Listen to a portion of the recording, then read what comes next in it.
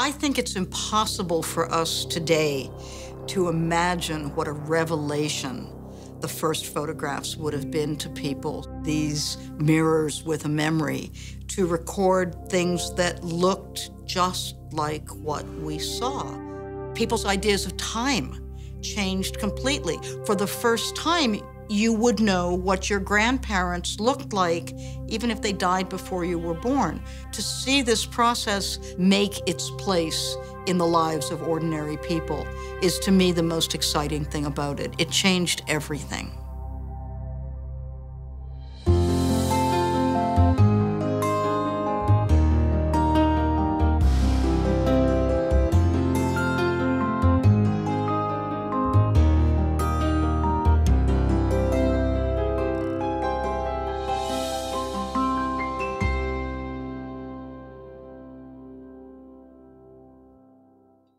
In 1814, 1815, you have a man named Niepce. And what he discovered was that asphalt was sensitive to light. He'd paint the solution on a piece of glass and put an engraving on a piece of paper on top of that. And where the light shined through and exposed that asphalt, it hardened. If you put that piece of glass with the asphalt into a solvent, it will remove the areas that weren't hardened. The earliest photograph we know is on a piece of pewter made by Niepce. It's a view from a window. It's from the 1820s, and this image made by asphalt still exists. So that's the invention of photography. Niepce knows that he's onto something, and he takes Louis Daguerre on as a partner. Daguerre was well known in Paris in the 1820s, well before the 1839 announcement of the daguerreotype. He was a showman. He ran this 75-foot diorama. Daguerre himself wants to make images. He understands how a camera obscura works. Niepce didn't have the money. He didn't have the youth. He didn't have the health. He really kick-started Daguerre. When Niepce died, Daguerre continued his experiments on his own. By 1839, Daguerre has a system that is fully realized. It's perfect. It's a piece of copper coated with silver, and you have to polish it very well to the point where you have a polish that when you turn the plate towards a darkened room, it looks black. And it's fumed with iodine, and when you take it out of the box, it's yellow. That's silver iodide. Plate is then put into a camera obscura, or we would say camera now, but a camera obscura. Given enough time, it's exposed. When you take it out of the camera in a darkened room, there's nothing to see on the plate. Completely invisible, same yellow coating. But when you put it in another box with a little container of mercury and heat the mercury, the fumes of the mercury dance upon the plate.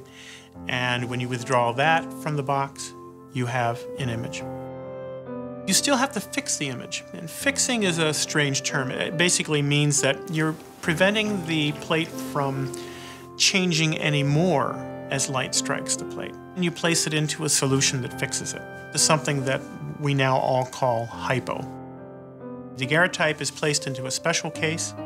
It's designed to keep air away from the plate because air is what makes silver tarnish.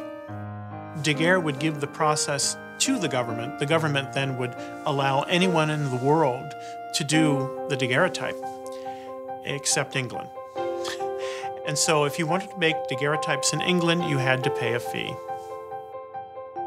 This is the Giroux daguerreotype camera. It would be the world's first commercially manufactured lens-sole cameras. It's the camera, but it's also the system that goes with it that you need to process, sensitize and process the image. It was essentially an American phenomenon. It was the Americans that embraced it, that used it. It was Americans that were leaving home and striking out further and further west so that people could have something to think about and to reflect on and to remember people by.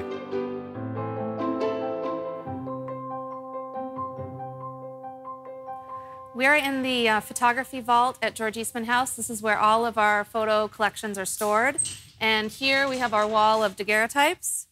We have one of the largest collections of daguerreotypes in the world, over 3,500 daguerreotypes, including 1,500 French daguerreotypes, which is the largest collection of French daguerreotypes outside of France. The daguerreotype is both a negative and a positive image at the same time. I think really to see a daguerreotype and get the full effect, you have to be holding it. It's an intimate thing, it's reflective, and sometimes you do see yourself, and that's kind of makes you part of the object. With daguerreotypes, there's infinite detail. There's something just so compelling about daguerreotypes. They're not made with the negative, so that daguerreotype plate was actually in the room with the person being photographed. So there's something of, I read as that person's energy on the plate. It's a very, very permanent process, much more so than all the processes we grew up with. I can take you to an antique shop that's 15 minutes from here, and we can find a daguerreotype made in the 1850s. And guess what? They're still in perfect condition.